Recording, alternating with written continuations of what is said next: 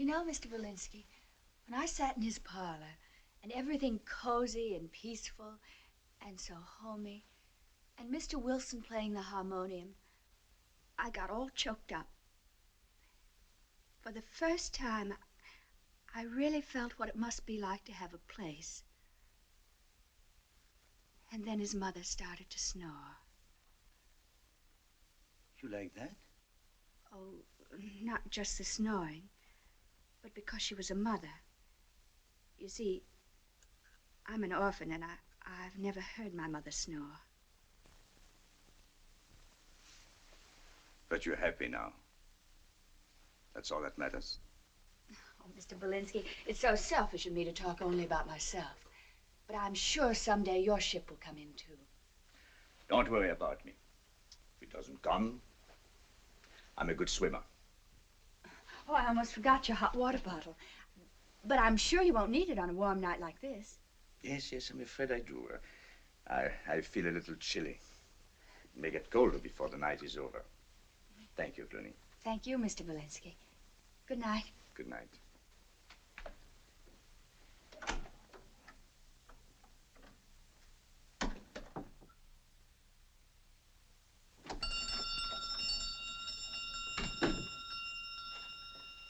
Yes? Outrageous!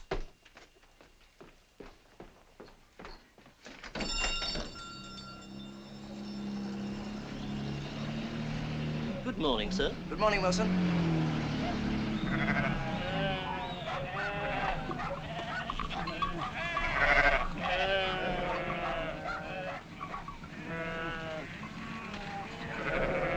Well, Professor Belinsky.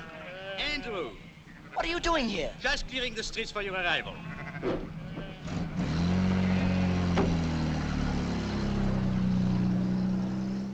Well, I'm glad to see you, Andrew. How are you? Better now that I'm out of London. How is Betty Cream? I never want to hear that woman's name again. She isn't worth a man's time or energy. No woman is. They're all impossible, harebrained, self-centered, insensitive, idiotic. By George, the first woman that comes near me, well, they better stay away from me if they know what's good for them. And that's my last word. You're right, Andrew. Women are no good, except as women. By Jove, you've said something, Professor. I must remember that. How are you? I've neglected you shamefully. What's been going on? Have you noticed anything suspicious?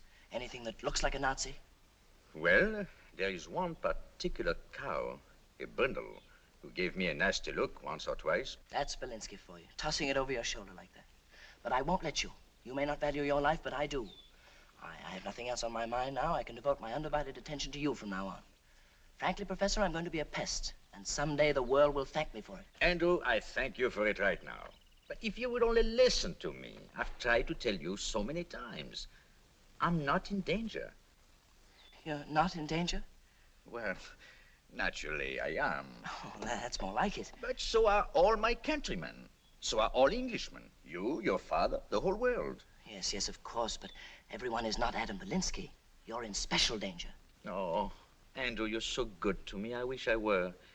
Of course, I had a bad time of it until I reached England. I'll bet you did. And mind you, I may have a bad time of it again if they ever publish my book here or in America. What's holding it up? The publishers. The cads. So you see, there is a lull as far as danger is concerned. Now, why don't we take advantage of the lull and relax, shall we? No. No, I won't relax. I'm going to write another letter to the Times. Good. No. No, I'll join the RAF. Better. Join the RAF. Rise above the Times. Don't say anything to Mother. No, not a word. Morning, darlings. Hello. Hello. Why, that's Betty Cream. What's she doing here? She came this morning for the weekend. Why didn't you tell me? What do you care? You're through with women. Betty! Hello, darling. Why did you come here? Your mother invited me. Why did you accept? But I didn't want to refuse. That doesn't make sense. Doesn't it? Did you know you were coming here when I saw you last night? Of course. Why didn't you tell me? Well, you didn't ask me. How was I to know you'd have the nerve to come down here after the row we had? Did we have a row? I don't remember. Oh, this is too much. We had a row that all London is talking about, the kind of a row that London won't forget for a long time. But what's a row to you? Nothing. You haven't even the decency to acknowledge that we had one. Oh, I don't want to hurt you, darling. If we ever have a row again, do tell me we're having one, so we may have a long, long chat about it afterward. Oh, rot. See you later, darling. Come on, Kelly. Come on.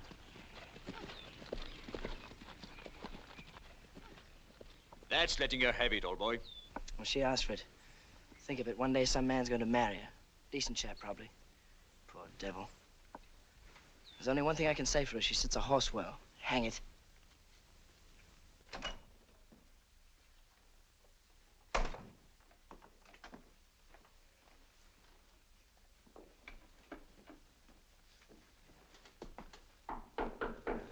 Yes?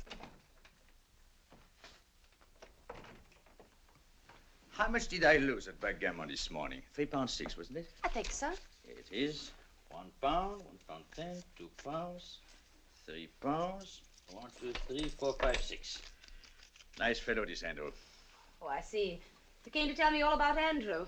No, I came to talk to you about Cluny Brown. Cluny Brown? I suppose you never even noticed her. Ought I? Let me ask you something. Who do you think unpacked your 3 suitcases, 2 hat boxes, 1 overnight case? Who put away your golf bag, your tennis rackets? Elves? Gnomes? Midgets? I see. Cluny Brown. Well, as a matter of fact, I was just about to ring for her to help me off with my boots. Oh, I'll do it. As I remember, this Cluny is a sweet little thing. A bit talkative. Did she say anything about me? Oh, I'm sure she did, Professor. But then she talked about everything. Miss Green, you have the most charming way of tossing bouquets, just as if they were bricks. I like you. And you do sit a horse well. Hang it. Shall we get back to Cluny Brown? Oh, all right. Well, you see, Miss Brown wants the evening off to attend a birthday celebration. How exciting. Now, here's the situation as it stands. Mrs. Mealy and Mr. Siret are willing to excuse her from serving dinner. Well, then everything's settled, isn't it? Not quite. Remember, Miss Brown is also your personal maid. Now, the question arises, Miss Cream. Can you get in and out of your clothes without breaking your neck? That I don't know. Try it, will you? My little lamb, my sweet. And if you should break your pretty little neck, just yell Belinsky. And if you promise not to come, Miss Brown may have the whole night off. Thank you, Miss Cream. A pleasure, Mr. Belinsky. Oh, Cluny, the evening is yours. Oh, Mr. Belinsky, you are our friend. You see, it's not only Mrs. Wilson's birthday, but things have sort of been happening. Why, Cluny? Yes, they have. Mr. Wilson has spoken to his mother about me. Oh, I'm sure she approved of you. Well, anyhow, she didn't say no. Well, that's very encouraging. And then Mr. Wilson asked his aunt, and Mr. Latham, his solicitor, and everybody possibly could ask. Did he and ask you? Oh, no, that's just it. You see, he might tonight, or he might not. That's the suspense. Oh, and so romantic, Cluny. Mr. Belinsky, oh, no, I can't tell you. What? Well, you're not keeping secrets from me, are you? Well, all right, then. I had a dream last night. But don't tell Mr. Wilson. Does he forbid you to dream? Forbid? How could... Oh, no. But you see, Mr. Wilson's so sensible. And I don't think he'd object to dreams as long as they were sensible. But I dreamed about you. Cluny, you did? Mm-hmm. You don't know how wonderful you looked in a fez. And how you rode that black Arabian stallion. Whee! You just burned up the sands. And you swooped me up off the desert and sat me right in front of you in the saddle. My, did we sit a horse well. Tell me, Cluny, did I take you to my tent? You were taking me somewhere. But I remembered our pack just in time and kicked myself. And took the kick right out of the dream. Mr. Belinsky, do you wish I'd gone to your tent? No, Cluny. You did the right thing. I have no tent. Not in the desert, nor anywhere. Well, you better run along now. Good luck. Same to you.